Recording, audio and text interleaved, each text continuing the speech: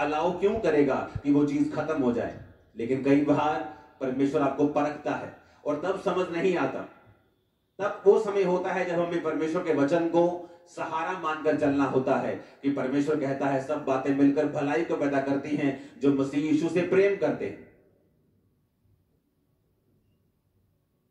हो सकता है शायद वो बिजनेस अगर इतना ही ज्यादा ग्रो कर जाता तो मेरी फैमिली शायद कभी भी मसीह में ना आ पाती या कभी भी सेवकाई में ना आ पाती, या मैं इतनी डेडिकेटेड तरीके से आगे ना बढ़ पाता।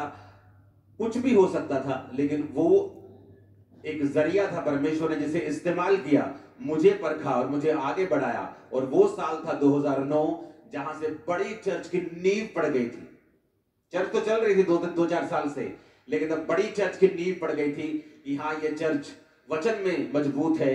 ये सिर्फ मिरेकल से और जीसस से और सिर्फ गवाहियों से प्यार नहीं करती, ये परमेश्वर के वचन पे चलने वाली चर्च। हालेलुया। ऊंची आवाज में हालेलुया खड़काओ जरा। आमीन आमीन। वो आपको समझाता है पल पल, जब आप उसके साथ सहभागिता रखते हैं, समय बिताते हैं, वचन पे चलना चाहते हैं, पवित्रताई में चलना चाहते हैं, वो आपको गाइड करता है। हालेलुया। प्रकाशित वाक्य 12 उसकी 11 आयत में लिखा है, वो मेमने के लहू के कारण और अपनी गवाही के वचन के कारण उस पर जयवंत हुए और उन्होंने अपने प्राणों को प्रिय ना जाना और यहां तक कि मृत्यु भी सह ली। अगर इसको हम एम्प्लीफाइड बाइबल की है अगर वर्स तो उसमें पढ़ेंगे। ये एम्प्लीफाइड का मतलब है कि इसमें थोड़ा सा लंबी लाइन होती है और इसको थोड़ा सा एक्सप्लेन ज्यादा किया होता है। And they have overcome conquered him by means of the blood of the lamb and the utterance of their testimony, for they did not love adding to life even when they face with death, holding their lives cheap till they had to die for their witnessing. कहता holding their lives cheap, अपनी जिंदगी को सस्ता समझने वाले लोग और परमेश्वर के वचन को ऊपर रखने वाले लोग, कहता वो ही शैतान के ऊपर फतह पाएंगे। जो अपने जीवन को क्या समझेंगे? सस्ता।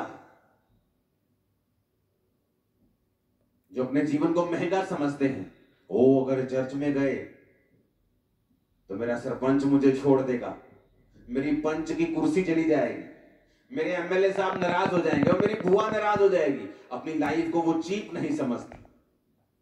परमेश्वर कहता जो अपनी लाइफ को होल्डिंग देयर लाइव्स चीप, सस्ता समझते हैं, जो अपनी जिंदगियों को, परमेश्वर ने कहा यीशु के लहू के कारण, गवाही के वचन के कारण, क्योंकि वो अपनी जिंदगियों को सस्ता समझते हैं और जब परमेश्वर के वचन पे चलने की बारी आती है वो इसको दांव पर भी लगा देते हैं।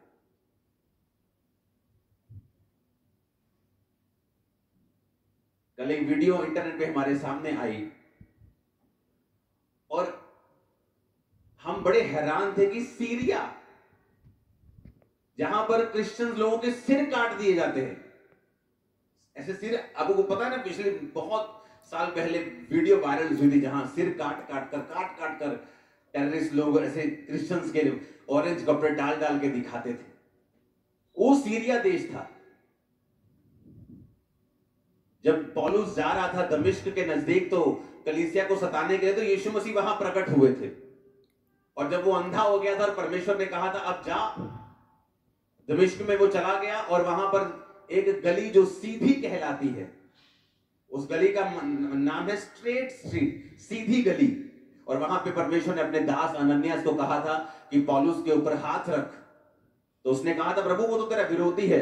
परमेश्वर का नहीं, वो मेरा चुना हुआ पात्र है, उस पे हाथ रख, वो देखने लगेगा। आज भी वो जगह वहीं मौजूद है, सीरिया में सीधी गली आज भी वहां मौजूद है। अनन्यास का घर, वहां चर्चिस हैं। एक गांव वहां पे है जहां 90% लोग क्रिश्चियन हैं और जीसस क्राइस्ट की भाषा जो यीशु मसीह बोलते थे वहां बोली जाती है सारे विलेजर्स के द्वारा आज भी।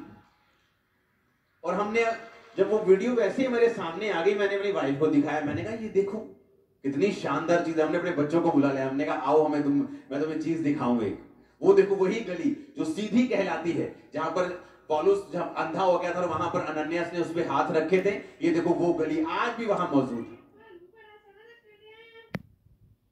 और कोई सोच नहीं सकता कि इतना कट्टर वो मुस्लिम देश है, लेकिन वहां पर 10% क्रिश्चियन लोग हैं और उस गांव में 90% लोग क्रिश्चियन हैं और यीशु मसीह की भाषा बोलते, जो जीसस क्राइस्ट बचपन से बोलते थे, आज भी उसी भाषा में वहां प्रार्थना होती है। एक घर एक चर्च, एक घर एक चर्च, एक घर एक चर्च, इतनी चर्चेस हैं पूरे गांव।